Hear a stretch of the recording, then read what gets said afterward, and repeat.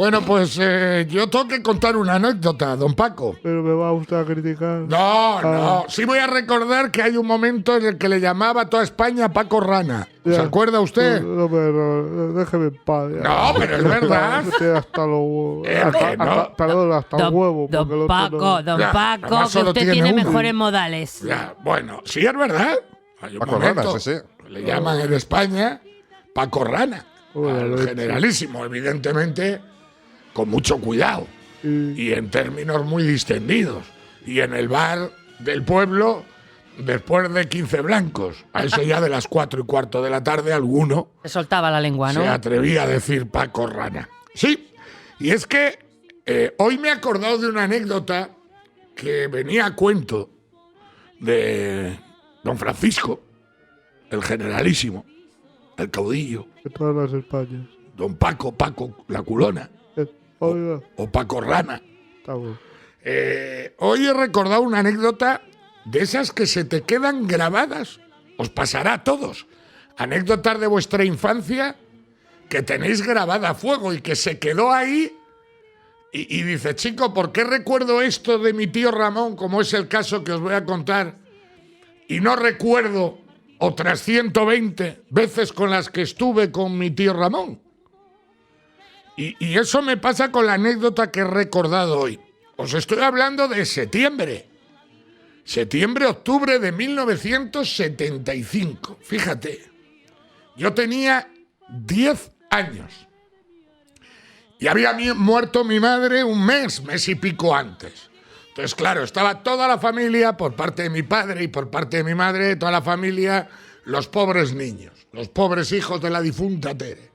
Éramos mi hermana con 4 y yo con 10, y bueno, pues sentía compasión por nosotros, yo lo recuerdo, y es evidente, pues que todo el mundo sentía compasión. Hay pobres niños, hay pobres hijos. Decían a mi padre, todo el mundo, acabé hasta el gorro. Ay, Walter, ¿qué va a ser de ti? Otros delante de mi hermana y de mí, me acuerdo que solo hacían que recomendarle que se volviese a casar. Ya, cásate otra vez, que estos niños necesitan una mujer en casa, que yo me acuerdo de oírlo. Yo tenía 10 años, pero me acuerdo perfectamente de funerales, de misas y misas y misas, del día de todos los santos, todo Dios llorando. Pero me acuerdo que pocos días después, mi madre muere el 23 de agosto del 75, y esto era octubre, habían pasado 2 meses. Me acuerdo que mi padre un día me dice que me va a bajar donde el tío Ramón, que quería verme el tío Ramón. Cuando aquello, repito, estaba todo el mundo muy pendientes de mi padre, que era el hermano pequeño de 10 que nacieron, pero él era el pequeño, y de sus niños. Y cuando mi padre me dijo que íbamos a bajar a ver al tío Ramón, yo me acuerdo que se me iluminó la cara. Y es muy fácil de entender por qué. Mi tío Ramón gestionaba un almacén que había en Puerto Chico, camino de Tetuán, en Casemiro Sáenz. Había un almacén que le estoy viendo con unos techos gigantescos de aquellos almacenes que había en algunos edificios, que eran unos techos gigantescos. En aquella época lo que más se almacenaba eran sacos. Y él gestionaba en aquel almacén los productos de la Nestlé, que se repartían después por toda la ciudad. A Santander llegaba los camiones de Nestlé, año 75, claro, no habíamos visto chocolatinas mayormente las justas. Era cuando empezaba Nestlé y esas chocolatinas que tanto te llamaban la atención. Y repito, lo gestionaba mi tío Ramón, el mayor de los hermanos de mi padre. Mi padre siempre dijo del tío Ramón que era muy buena persona. Era demasiado bueno. Dice, casi de lo bueno que era bobo. Se aprovecharon de él mucho. Siempre decía mi padre lo mismo. Y como era el mayor, le tenían mucho respeto. Y mi tío Ramón, siempre oí contar que cuando empezó la guerra civil, hasta que llegaron los nacionales a Santander, estuvo escondido en el horno de una panadería. Dormía por el día en el horno. Cuando la apagaban y se enfriaba, y por las noches salía del horno, supongo que saldría, era joven, a hacer de las suyas, en aquella lucha de la guerra, primeros compases de la guerra en el 36, estaban los rojos en Santander, en Cantabria, los nacionales no habían llegado, mi tío Ramón era de los nacionales, Era el mayor, repito, de 10 hermanos y estuvo meses escondido en una panadería. Una panadería de la que después fue su mujer o de la que era su mujer, ya incluso por aquel entonces. Me acuerdo que llegamos a aquel almacén, mi padre y yo de la mano, 7 de la tarde, mi padre había salido a trabajar de Talleres Cervera, era tornero, fresador, principalmente para barcos, hacía piezas muy complicadas para barco. Siempre me dijo todo el mundo que mi padre había sido uno de los mejores torneros que había habido en esta ciudad. Los Piñeiro, que han estado en el mundo de los barcos, siempre cuando me conocieron, coño, tu padre, cuántas veces nos salvó con alguna pieza de esas que tenía que hacer milagrosa de última hora. Y ahí entrábamos en el almacén del tío Ramón y yo ya llevaba en la cabeza que me iba a dar chocolatinas de Nestlé.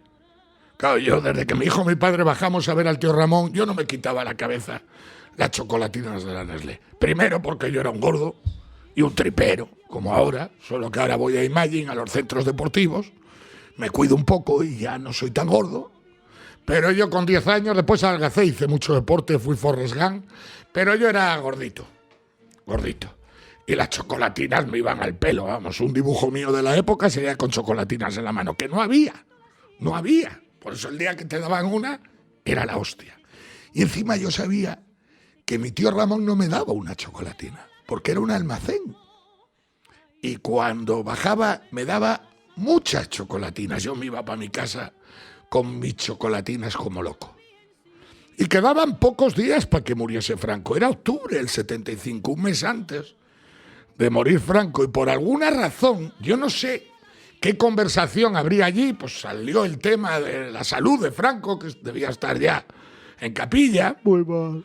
Y yo en un momento dado, yo tenía 10 años, y recuerdo que yo en un momento dado dije algo de que se iba a morir Franco, ¿no? Algo, pues se está muriendo algo. Y me acuerdo que mi tío Ramón, con sus gafas, no era muy alto, poco barriga, se giró así, me miró y me dijo, no me acuerdo si Walter o Niño. Yo era Walter, como mi padre. Me dijo, niño, Franco no va a morir nunca. Franco será eterno. Y a mí se me quedó aquellas palabras grabadas a fuego. Es más, han pasado casi 50 años y me acuerdo de la hora, eran las 7:30 de la tarde por ahí, me acuerdo del lugar, me acuerdo del almacén, me acuerdo de la bolsa llena de chocolatinas que me dio mi tío Ramón, me acuerdo las 2 o 3 que me comí allí en el almacén antes de llevarme la bolsa de chocolatinas, y me acuerdo de aquella mirada del tío Ramón dejándome claro que Franco no iba a morir nunca. Que Franco, que había sido y era su gran ídolo, era eterno. Claro, yo siempre he pensado que mi tío Ramón era un friki. Digo por aquello que me dijo. Bueno, lo pensé siempre hasta hace un tiempo, para esta parte, en donde empiezo a creer que mi tío Ramón era un visionario y que yo aquel día no entendí hasta qué punto mi tío Ramón me estaba preparando para lo que me iba a tocar vivir en el futuro. Y eso que en los años 80, como dijo Antonio Banderas, yo también pensé que usted había muerto, don Paco. Lo habían enterrado antes de tiempo. Sí, yo en los años 80, lo decía Antonio Banderas, Franco estaba, pero muertísimo. Matado. Y yo pensé que mi tío Ramón había metido la pata, Sí. pero me precipité. Aquí está, Sí. presente en todos los sitios. Ahí estamos.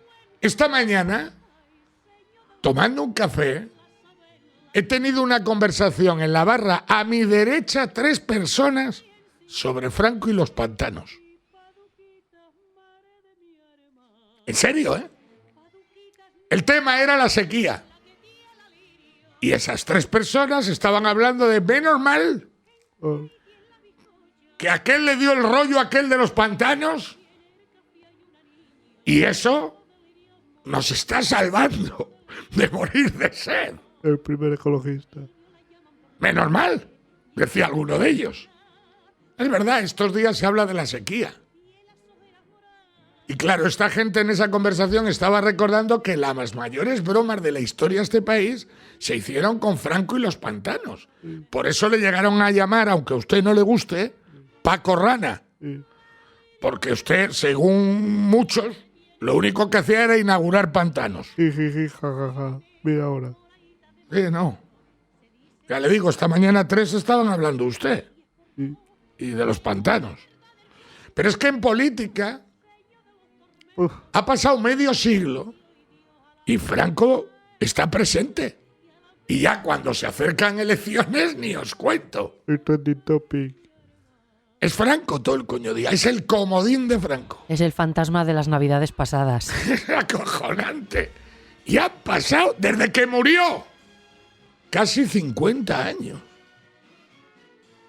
Y ayer da Laporta la rueda de prensa sobre el Barça y el Barça Gate y los 17 años que han estado pagando millones al vicepresidente de los árbitros.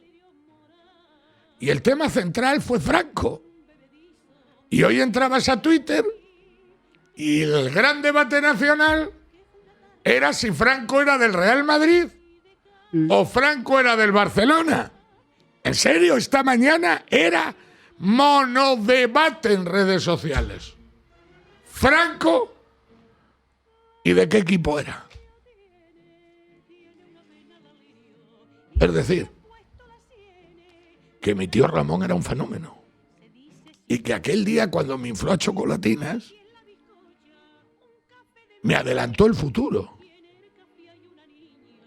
Yo no me lo tomé muy en serio, no le di mucho valor. Pero él, cuando me dijo, niño, Franco no va a morir, Franco será eterno, Y yo creo que sabía perfectamente lo que venía por delante en décadas en nuestro país. Por cierto, y por terminar, al que dejó Franco, Juan Carlos I, rey de España. ¿Qué pasa, Walter? Buenas tardes, Buenas tardes. Majestad. Sinceramente, no entiendo nada de lo que está pasando con el rey, el emérito. Es que no lo entiendo. No soy capaz. ¿Este señor tiene alguna deuda pendiente con la justicia? No. ¿Este señor tiene algún motivo para esconderse? No. Hoy leía el nuevo capítulo sobre si viene o no viene. Parece ser que un amigo en Sanjenjo le va a dejar un camarote en el Club Náutico de Sanjenjo para que venga a España. Sí, me ha preparado una habitación muy chula.